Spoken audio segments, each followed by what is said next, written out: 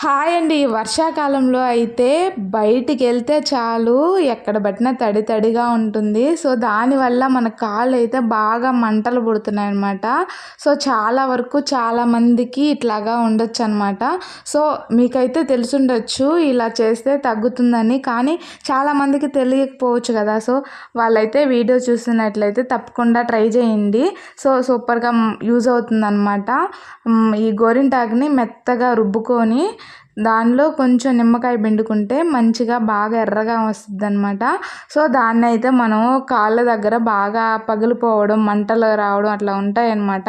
So, అక్కడంతా apply చేసేసుకొని బాగా మంచిగా పెట్టేసుకుంటే, మంచిగా పెట్టుకుంటే డిజైన్ లాగా కూడా బాగుంటుందన్నమాట. సో, ఇట్లాగా మొత్తం పూసేసుకొని నాకైతే ఇదంతా పగిలిపోయి ఉండిందనమాట. మంటలు కూడా ఇంకా ఈ తడి తగిలితే ఇంకా ఎక్కువ మంటలు వచ్చేవి. సో, ఇప్పుడైతే నాకు అట్లా అనిపించట్లేదు. సో, బెటర్‌గా ఉంది. ప్లీజ్ ట్రై చేయండి.